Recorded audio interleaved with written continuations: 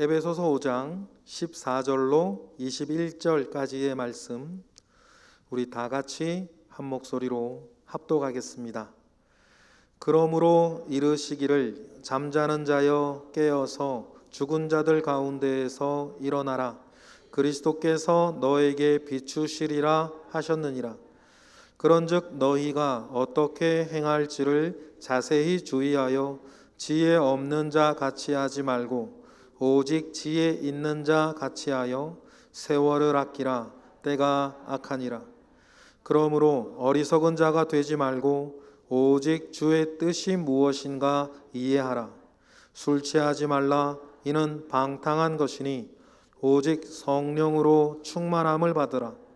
시와 찬송과 신령한 노래들로 서로 화답하며 너희의 마음으로 주께 노래하며 찬송하며 범사에 우리 주 예수 그리스도의 이름을 항상 아버지 하나님께 감사하며 그리스도를 경외함으로 피차 복종하라.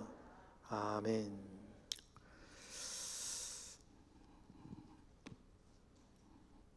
다 같이 받아보시겠습니까? 밤나무 상수리나무가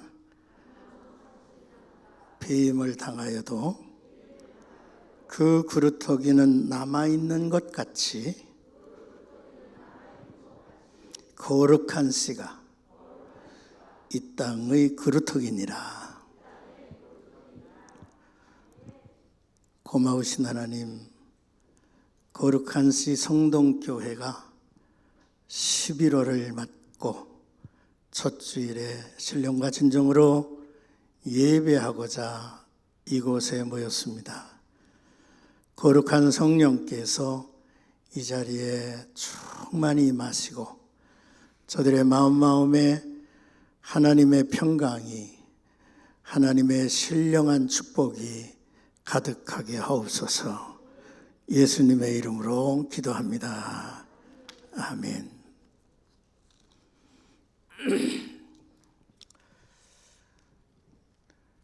여러분들도 동일하시겠지만은 저도 요즘 하루하루를 보내면서 세상이 참 어지럽다, 시끄럽다 라고 하는 생각을 많이 합니다. 한 주간 전에 이태원에서 참으로 불행한 사건이 펼쳐져서 온 국민의 마음을 아프게 했습니다. 세상에 그런 일들이 어떻게 벌어지죠? 참 기가 막힌 일이었고요. 이제 파장이 온 국민의 마음 속에 이렇게 번져가고 슬픔을 같이 했던 그런 애도 기간이었던 것 같습니다. 뿐만 아니라 뭐가 그렇게 불만스러운지 북한에서는 끊임없이 미사일을 쏘아대고 있습니다.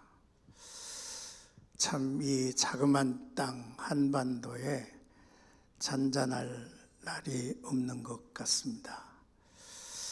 그럼에도 불구하고 우리들은 멀쩡히 이렇게 하루하루를 보내고 있는 것이 은혜인지 바보인지 헷갈리는 그러한 순간들도 없지 않죠. 전쟁의 포화 소리가 언제 멈출는지 모르겠어요. 전쟁으로 인해서 전 세계 질서가 지금 무너지지 않습니까?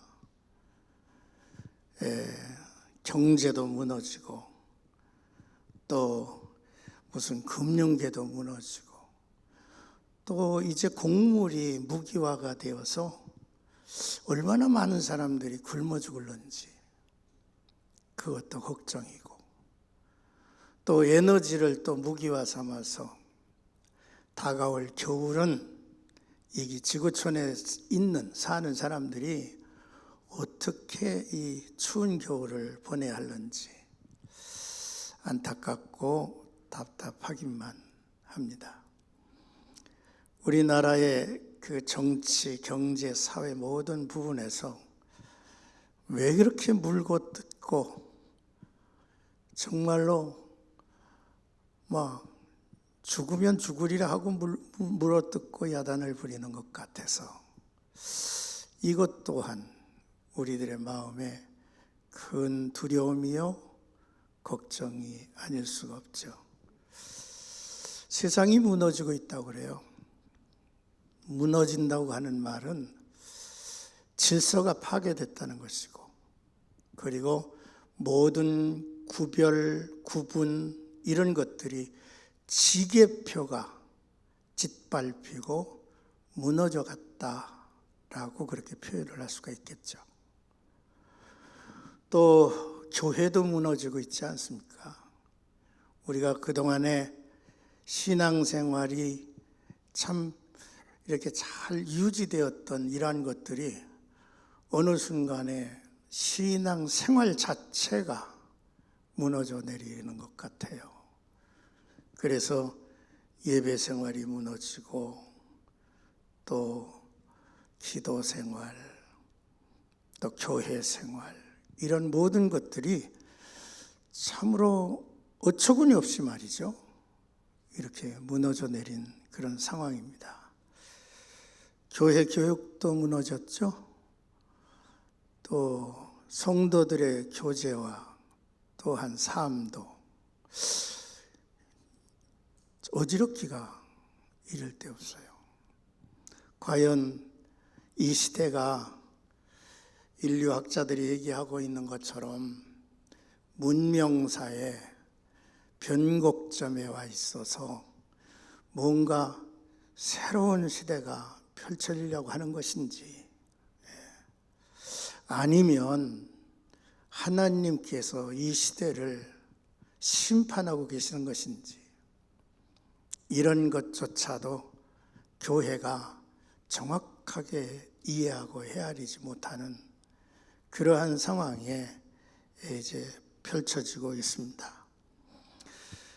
뭐 이런저런 분야마다 보면 참 이것은 하나님이 머무실 곳이 없는, 그래서 인간이 하나님을 대신하려고 하는 그러한 일들이 곳곳에서 일어나서 전능하신 하나님을 대신하여 전능하신 인간의 프로젝트를 추진하고 있는 그러한 시대가 펼쳐지고 있는 것입니다.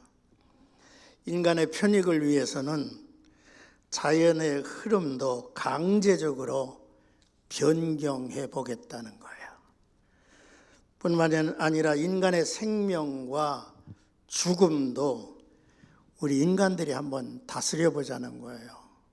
그래서 인간의 생명을 이제 더 늘려가고, 또한 이 죽음도 그동안에 우리가 막연하게 생각했던 이 죽음도 과학적으로 해결해 보자라고 하는 그런 프로젝트가 진행되고 있습니다.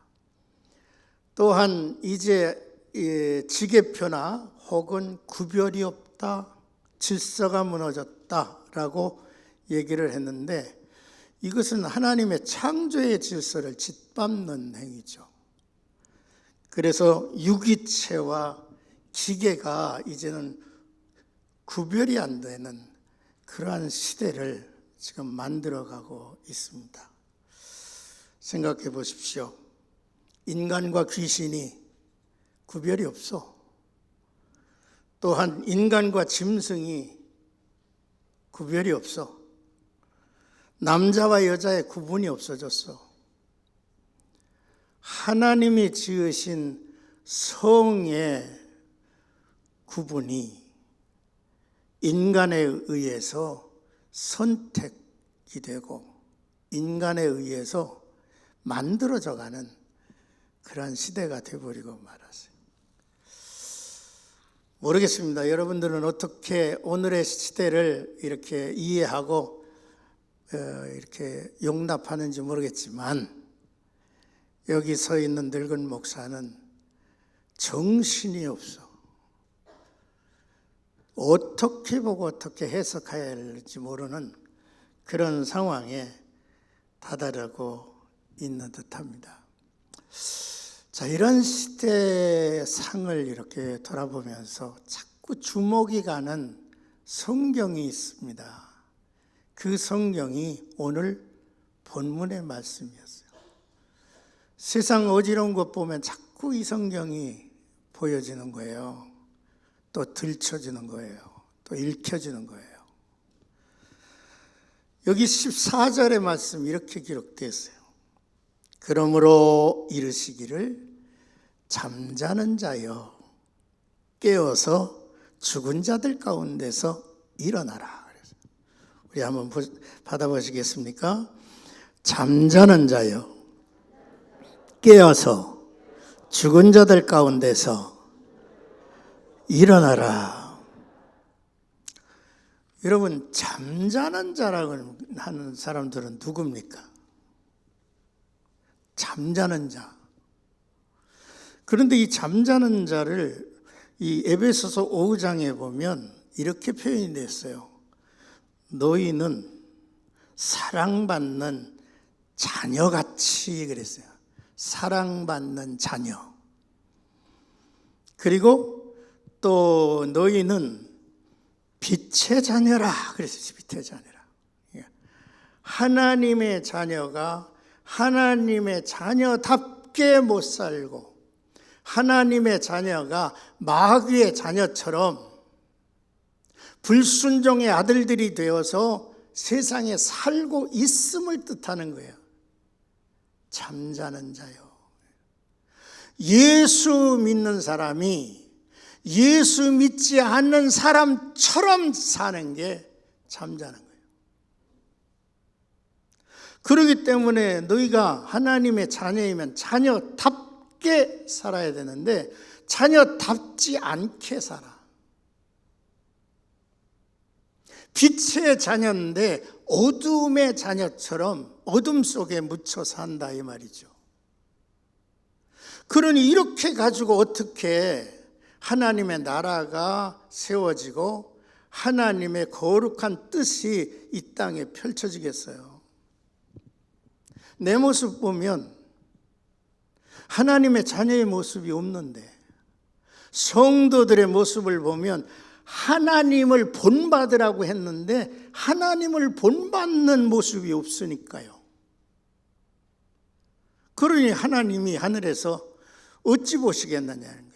우리들을 바라보면서 야, 거룩한 백성이라고 말할 수가 있고 거룩한 씨라고 말할 수가 있겠느냐는 거예요. 하나님을 본받는 것은 예수를 본받는 거라고 2절에 말씀하고 있는 거예요. 예수 그리스도. 예수 그리스도 너희를 사랑하신 것 같이 너희도 사랑 가운데서 행하라. 예수가 너희를 사랑하는 것처럼 너희도 사랑하느냐 이 말이에요. 그리고 우리를 위하여 자신을 버리사 향기로운 제물과 희생 제물로 하나님께 드리셨느니라 그랬어요. 그러면 예수처럼 살아라, 예수처럼 행하라 라고 얘기할 때에 그 말은 무슨 말입니까? 우리들의 삶 속에 예수의 향내가 나야 되지 않겠어요? 예. 향기로운 제물이 되라는 거예요. 향기로운 제물. 나를 보면 주님이 생각이 나야 될 거 아니에요? 이영훈 목사를 이렇게 보면 예수님이 생각이 나야 될 텐데 그렇게 살지 못하고 여러분 악취 속에 묻어서 내 몸뚱아리에서 무슨 냄새가 나는지를 모르게 사는 것이 그게 잠자는 자예요. 잠자는 자. 3절 말씀해 보니까 이렇게 기록이 돼서 음행과 온갖 더러운 것과 탐욕을 너희 중에서 그 이름조차도 부르지 말래. 따라하십시다. 그 이름조차도 부르지 말라. 이는 성도에게 마땅한 반이라 그랬어요. 그 더러운 것들은 음행과 그리고 더러운 것들, 탐욕은 내 입에도 담지 말라는 거예요.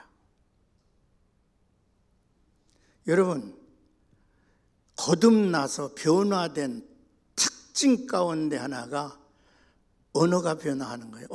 말이 변하는 거예요. 여러분, 우리의 말이 정말 저분의 말이 참 바뀌었어. 저분의 어휘가 바뀌었어. 저분의 억양이 바뀌었어. 저분의 단어가 바뀌었어.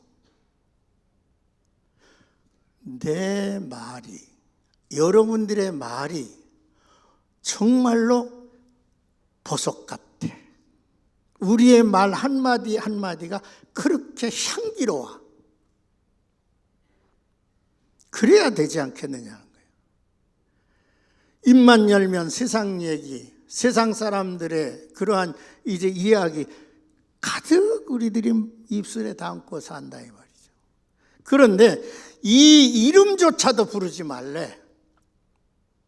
이름조차도 부르지 말라고 하는 말을 쭉 성경에 쭉쭉쭉 찾아보니까 이 의미가 있어요. 더러운 것은 흉내도 내지 말라는 거야. 흉내도 내지 말라. 여러분, 우리가 이 세상을 살면서 악한 것은 흉내도 내지 말라는 거야. 악한 거, 불의한 거, 탐욕, 이 모든 것들은 흉내도 내지 말라. 그러면 본받는다고 하는 건 흉내내는 것인데 주님을 본받아 살으라는 거예요. 여러분, 헬로윈이라고 그럽니까? 저 참사의 날을 헬로윈. 그런데 보세요. 그 보면요, 사람들이 다 귀신의 탈을 쓰고 입에는 막 붉은 칠을 해가지고 피가 막 흐르는 거. 그 막 탈을 쓰고요. 그런 것들을요, 우리나라에서 어린이집서부터 가르쳐요. 어린이집서부터 그 행사를 하고 있으니 이거 어떻게 하면 좋지? 초등학교 학생들도 그 이제 나를 그 행사로 해. 언제 그렇게 그 흉내를 내야 된다고 생각했는지 모르겠어요. 제가 그 이야기를 이제 이렇게 보니까 아일랜드에 한 1000년 이상 이전부터 있었던 그런 민속 신앙이 있었던 것 같아요. 그래서 1년 동안 죽은 그 이제 망자들 있잖아요. 죽은 사람들의 그 이제 귀신들이 1년 동안은 그냥 그 세상에 떠돈대요. 그래가지고 마지막 날 이제 송구영신하는 그 시간이겠지. 그 마지막 그때에 그 1년 동안 죽은 귀신들이 다 저승으로 간대요. 그런데 이 저승으로 가는 귀신들이 혼자 안 가려고 산 사람을 끌어서 같이 끌고 간다는 거예요. 그게 그 나라의 민속 신앙이더라고요. 그런 것들이 이제 막 행사화돼 가지고요. 그날 막 귀신의 탈을 쓰고 막 요란을 떨죠. 그러니 세상이 무너진다는 말 속에 귀신과 사람의 구별이 없어지는 거지. 요즘 어린아이들의 만화책을 보세요. 뭐 아파트 귀신도 있고 별별 귀신들이 다 있어. 걔네들이 같이 살아. 여러분, 이러한 상황 속에서 막 그래가지고 그런 그 행사를 이제 하는 거야. 귀신 탈 쓰고 집집마다 문을 두들겨. 왜? 산 사람 잡아가려고 문을 두들겨. 그러면 그 집에서는 야, 귀신 오지 말라. 우리 집에도 귀신 있어. 하고서 그 바깥에다가 또 이제 대문에다 막 주렁주렁 달지. 그래도 문을 두들겨. 그러면 문 빠끔히 열어가지고 선물 하나 주고 그냥 가. 먹을 것 주고. 그게 그 행사예요. 내가 귀신인지 귀신이 난지. 여러분, 악은 모양이라도 버리라고 그랬어요. 악한 말은 그 이름조차도, 악한 것은 그 이름조차도 거론하지 말래. 그렇게 살아야 되는데 우리는 이것이 뭔지 저것이 뭔지 완전히 모든 것들이 다 무너지지 않았어요. 사람인지 짐승인지, 내가 짐승인지 짐승이 나인지 몰라. 내가 여자인지 여자가 나인지 몰라. 여러분, 정말로 이 시대가 이렇게 됐다면 우리 그리스도인들은 이 시대 속에서 그냥 편안하게 묻혀서 세속의 파도에 휩쓸려서 그냥 살아가야 하는 겁니까? 아니잖아요. 우리는 빛의 자녀들이야. 하나님의 자녀들이야. 빛의 아들들처럼 행하라 그랬어요. 행하라고. 그런데 이게 아닌 거예요. 저 사람이 목사인지 아닌지, 저 사람이 권사인지 아닌지, 성도인지 불신자인지 모르는 이러한 분위기 속에서 세상을 살고 있죠.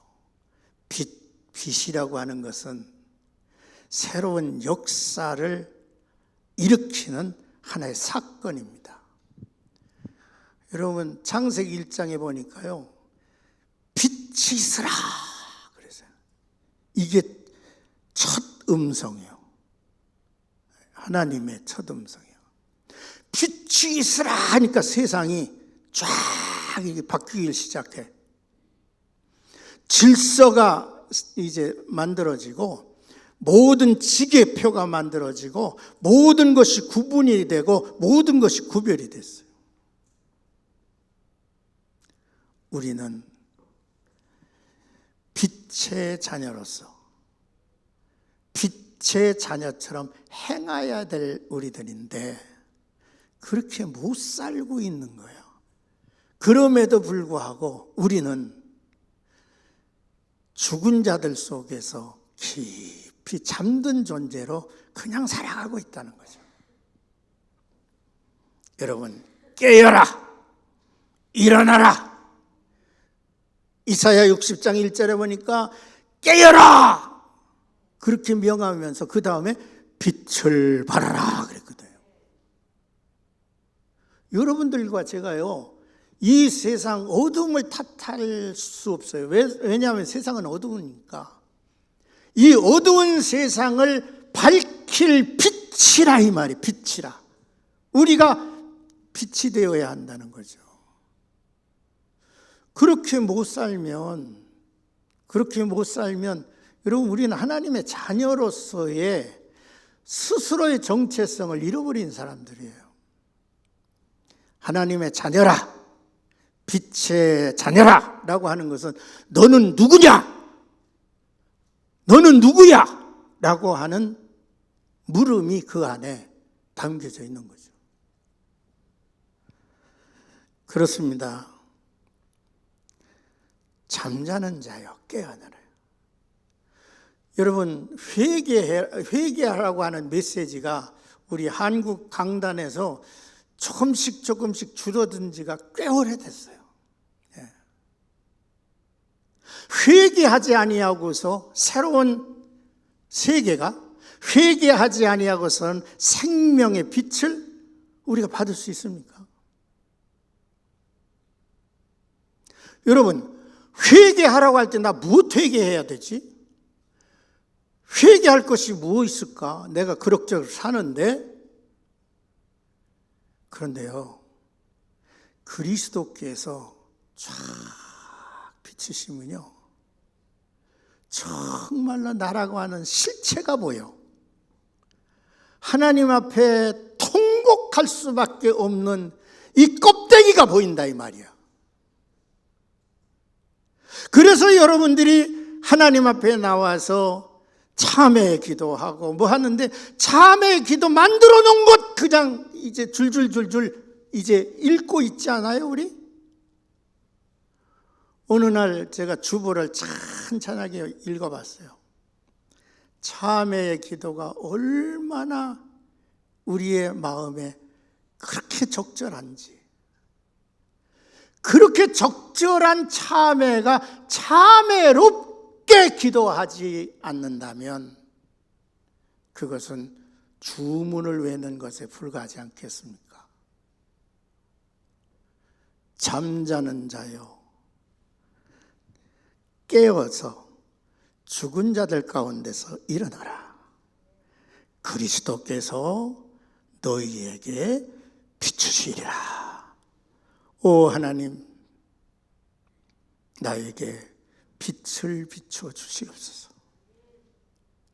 내 마음에 빛을 비춰 주시고 나의 걸음걸음에 여호와의 말씀은 내 발의 등이라고 했는데 빛을 비춰 주시옵소서.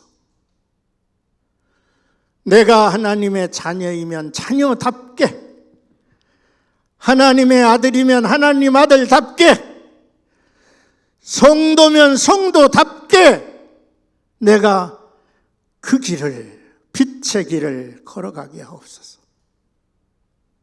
예수께서 왜 이런 말씀을 하셨습니까? 나는 곧 길이요 진리요 생명이라 하지 않았습니까? 그 길을 찾아야지, 그 길을 향해서 가야 되지 않겠느냐는 거예요. 그런즉 너희는 어떻게 행할 것을 자세히 주의하여, 따라하십시다. 지혜 없는 자같이 하지 말고 지혜 있는 자같이 하여 세월을 아끼라. 생명을 낭비하지 말라는 거야.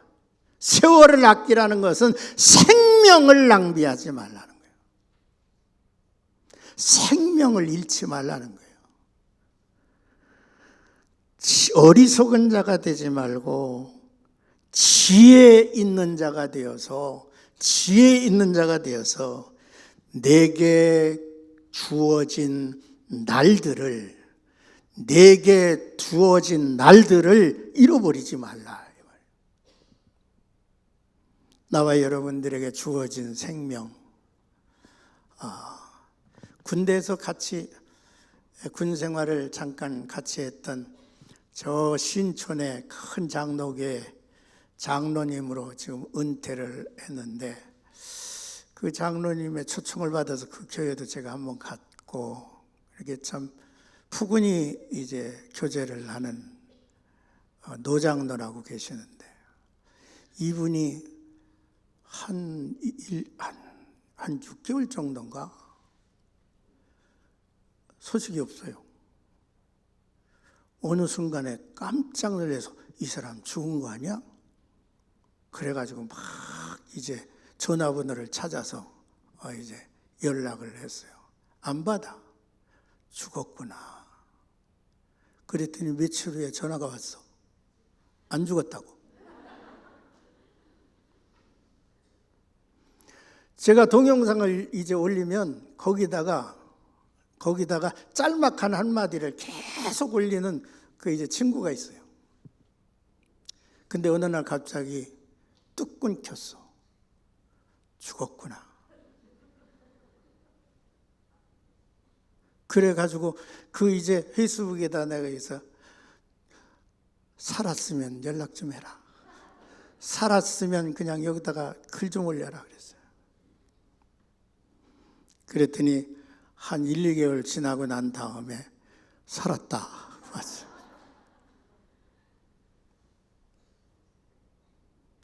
인간이 언제 이 주어진 세월이 끝날지 몰라. 우리가 정신 차리고 살아야지.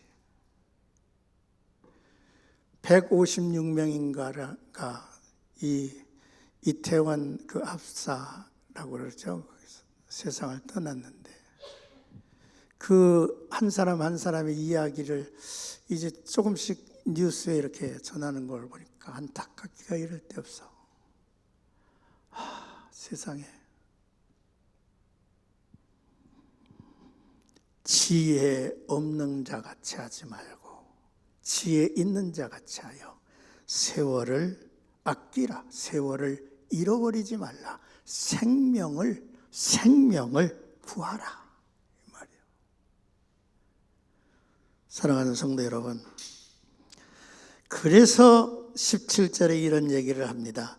그러므로 어리석은 자 같이 되지 말고 오직 주의 뜻이, 따라합시다. 주의 뜻이 무엇인지 이해하라. 정말로 우리가 살고 있는 이 시대, 이 시대가 어떤 시대인가를 알아야 되겠죠. 때를 알고 사는 게 지혜죠. 네. 때를 알면서 주님의 뜻이 무엇인지를 우리가 알아야 될 것 같아요. 주님의 뜻이. 네.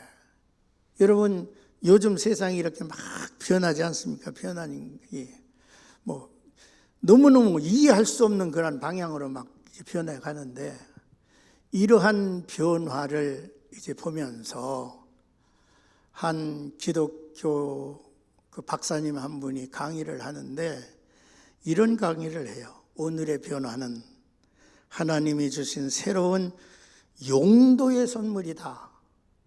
그러니까 교회가 인식론적, 다시 말하면 인식론적 전환이 필요하다. 목사들도 의식이 바뀌어야 되고, 장로도 의식이 바뀌어야 되고, 교사들도 의식이 바뀌어야 되고, 그래서 오늘의 이 변화를 우리가 수용하고 또 용도, 새로운 용도로 이것을 하나님이 주신 선물로 쓰자, 이런 얘기예요. 그 말이 그럴듯하게 들리는데 다른 질문을 하게 됐어요. 내가 그래, 오늘의 이 변화의 시대가 하나님이 새로운 용도의 선물로 우리에게 주시는 것인지, 아니면 하나님이 심판하는 것인지를 우리가 구분해야 될 것이 아니에요. 여러분, 지금 모든 게 무너지고 있다고 그러잖아요.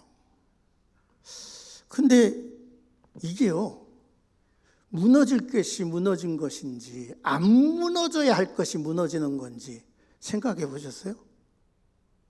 오늘의 이 시대상이 우리가 이제 뭡니까? 이 모든 것들이 막 세상이, 교회가 막 지금 이제 무너져 내리는 것 같은데, 이게 무너질 것이 무너지는 건지 안 무너져야 될 것이 무너지는 건지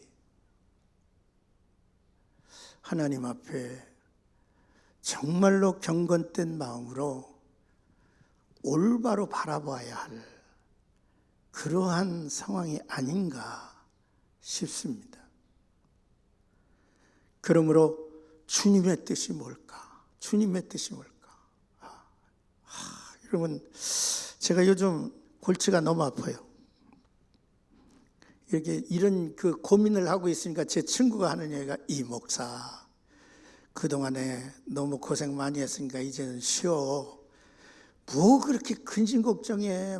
맛있는 곳이 어디 있다면 가서 먹고 그냥 쉬고 그렇게 살지. 왜 그렇게 그냥 움켜쥐고 짜고 그러고 사느냐고.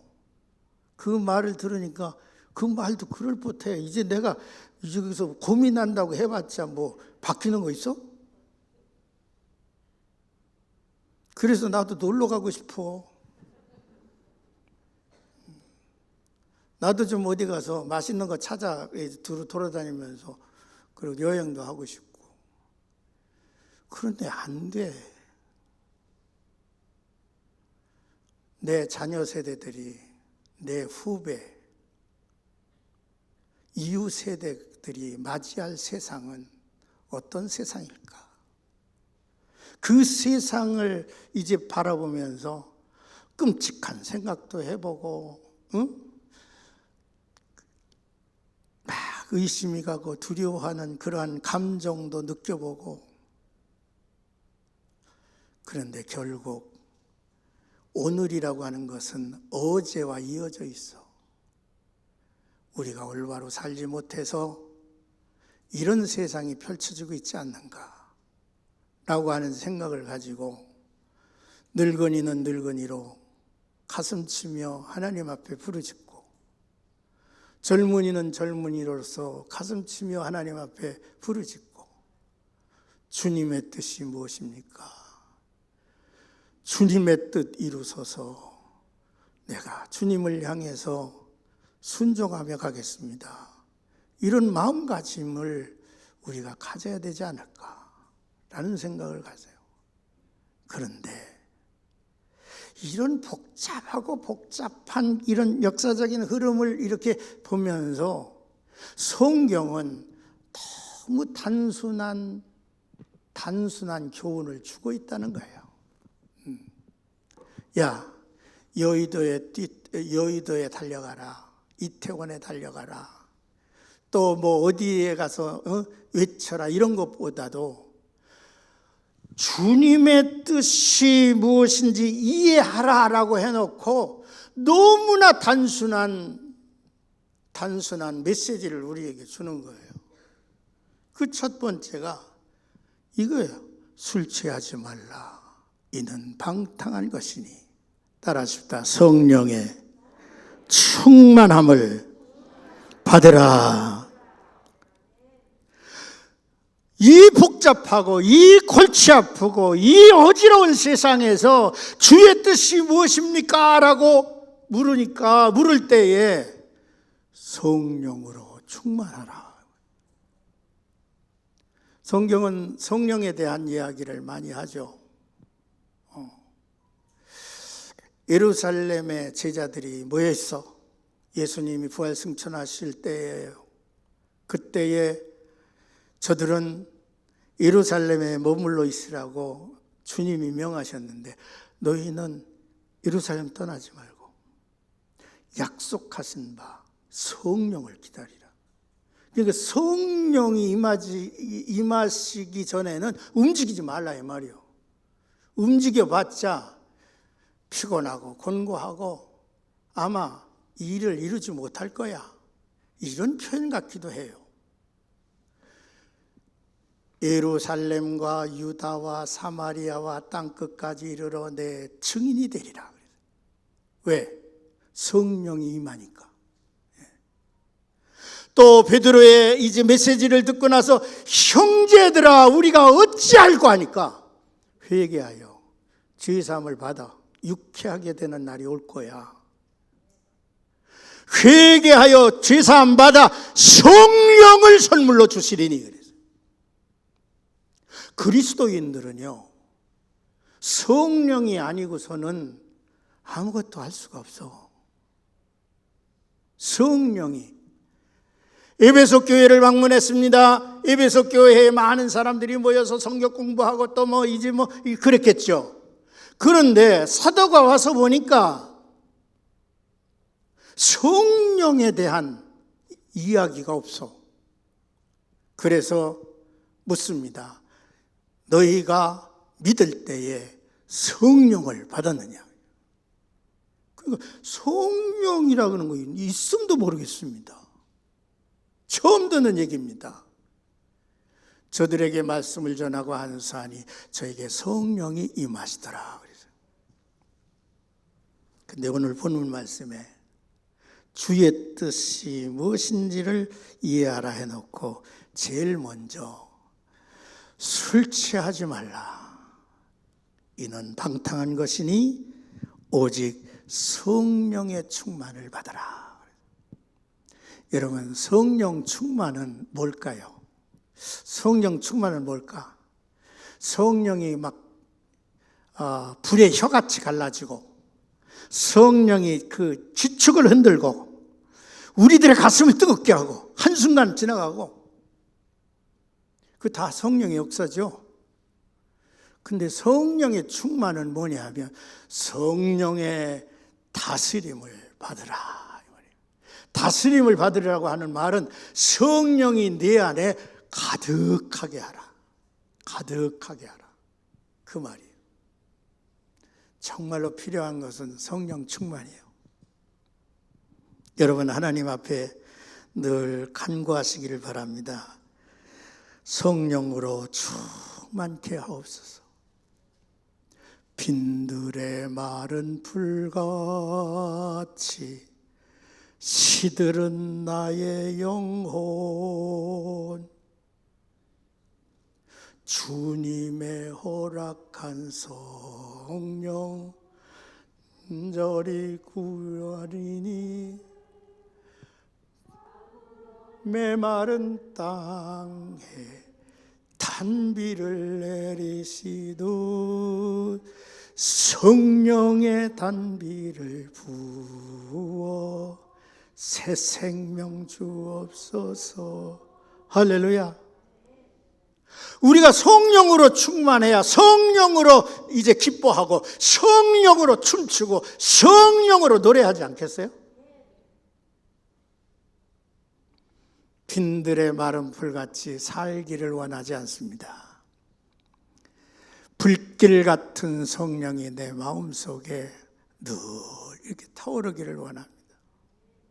요한 웨슬레가 깨닫고 가슴이 뜨거워졌다 했는데 그 뜨거워졌다는 것이 어느 순간에 그냥 마음이 후끈하고 끝난 것이 아니에요. 그분의 역사를 쭉 이렇게 더듬어 보니까 그분의 안에 성령으로 충만해가지고 성령의 지배를 받아. 그래서 영국을 피해 혁명에서 구원해내고 인류 역사에 웨슬레의 부흥을 일으켰던 것을 우리가 볼 수가 있는 거죠. 그렇습니다. 주의 뜻은 성령 충만한 것입니다. 우리의 마음에 하나님의 성령으로 충만하기 위해서는 여러분, 우리의 속에 있는 모든 세속적인 거, 인간적인 생각들을 다 쏟아내버려요. 회개 다 쏟아놓고 하나님의 성령으로 충만하시기를 바랍니다. 할렐루야.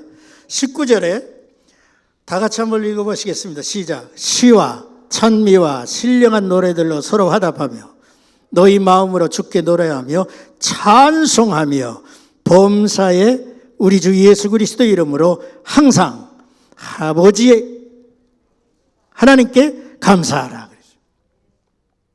시와 찬송과 신령한 노래, 시와 찬송과 신령한 노래, 여기에도 성경 이제 주석가들이 설명을 붙였더라고요. 그런데 저는 이 말씀을 보면서 시와 찬송, 신령한 노래, 그냥 시, 찬송. 여러분, 우리들이 성령으로 충만하면 우리들의 언어가 바뀌어.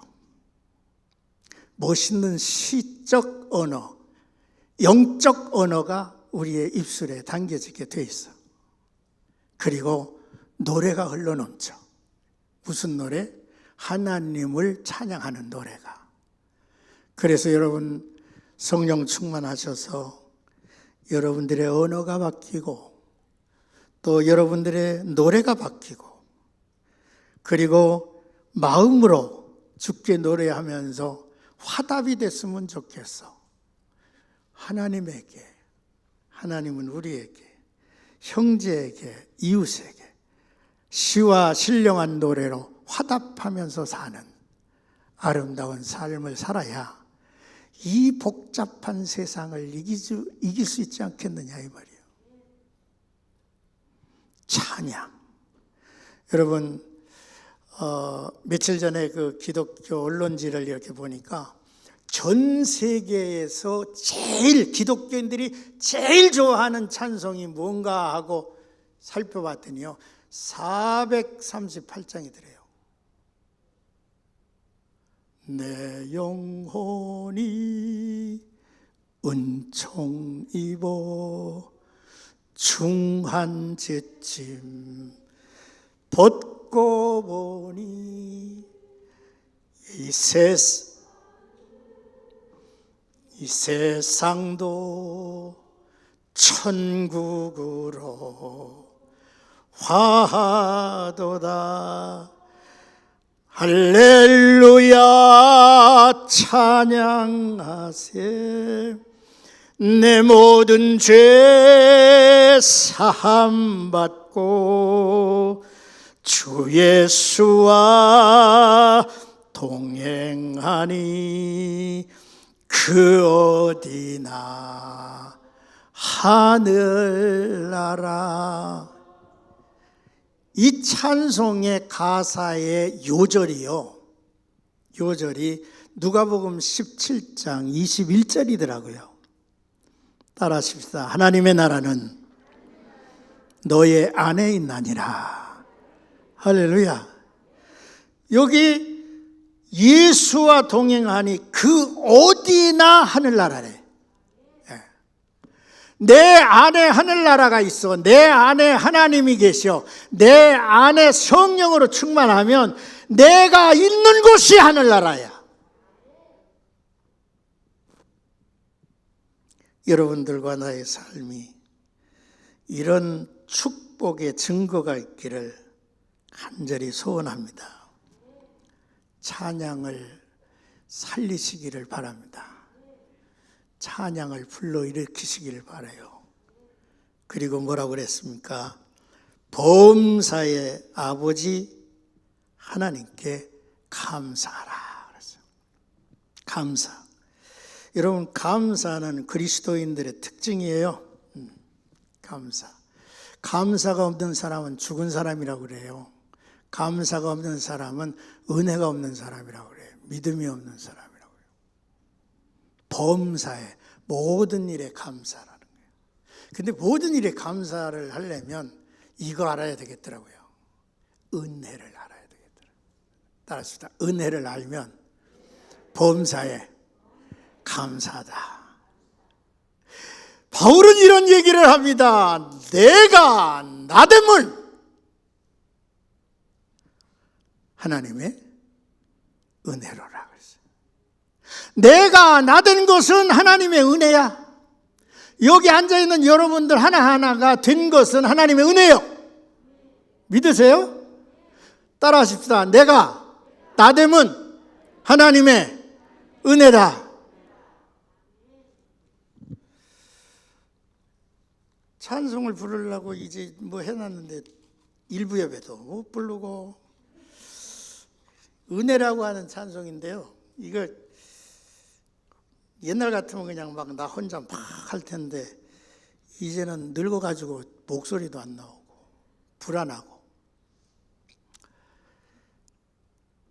내가 누려왔던 모든 것들이, 내가 지나왔던 모든 시간이, 내가 걸어왔던 모든 순간이 당연한 것 아니라 은혜였소.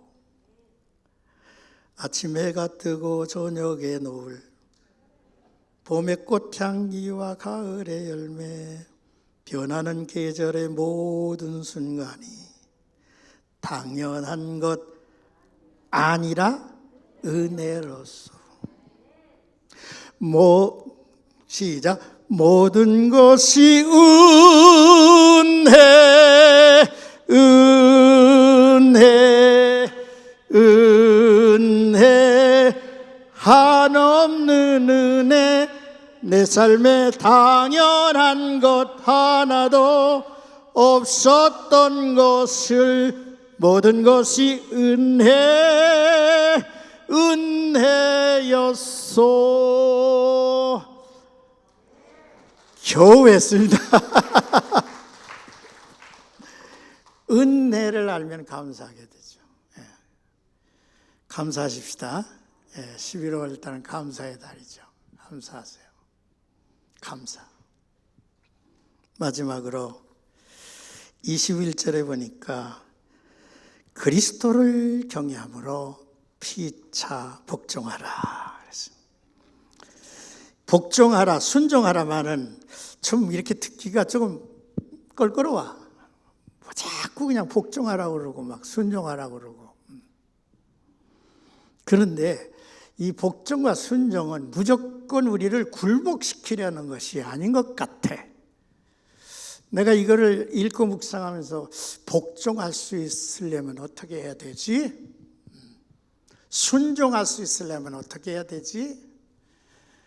영성 훈련을 받아야 할까?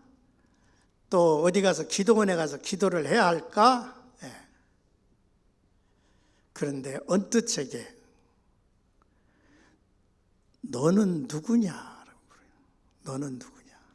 너는 누구냐? 네가 누구인 줄 알면 여호와를 경외하고 피차 복종할 수 있다는 거예요. 나라고 하는 존재가 누구냐? 내 정체성은 뭐냐? 라고 하는 것을 알면 하나님을 경외하고 존경할 자를 존경하고 복종할 자에게 복종할 수 있는 거예요. 자기를 잃어버리고 살면 안 돼. 여러분, 저는 성경에 볼 때에 참 읽으면서 뭐 그렇게 속이 그렇게 얹잖아요. 얹자는 게 하나 있는데 뭐냐 하면 이 야곱이라고 하는 친구가 이 양 가죽을 뒤집어 쓰고서 아버지 앞에 가서 이제 복 받으려고 나갔는데 그 아버지가 묻기를 너는 누구냐 그랬어요. 그랬더니 이 야곱이 아버지의 장자 에서로서이다 그랬어요. 장자의 탈을 쓰고 이 아버지 앞에 나가서 축복을 받아. 장자의 탈을 쓰고 축복을 받아서 그 야곱이 장자권으로 행사했나? 그거는 아닌 거예요. 그 짓 안 해도, 따라하십시다. 그 짓 안 해도 될 거는 된다. 믿습니까? 탈을 쓰고 사는 거예요. 탈을 쓰고. 그러니까 지가 누구인 줄 몰라. 복만 받으면 돼. 그렇습니다. 내가 누구인 줄을 똑바로 알고 의식하면 하나님 경외하고 복종할 대상에게 복종하고 또 순종할 것은 순종하고 사는 겁니다. 그렇습니다. 오직 지혜로운 자가 되어서 주의 뜻이 무엇인지를 이해하라, 받아들여라 라고 말씀을 했는데 오늘같이 이렇게 어지러운 세상에서 주님이 말씀하시는 거예요. 성령 충만해라. 따라서 성령 충만하고 시와 찬송이 바뀌고 범사에 감사하고 경외함으로 피차 복종하라. 이 해답을 주고 있는 거죠. 이러한 은혜가 나와 여러분들에게 있기를 주의 이름으로 축복합니다.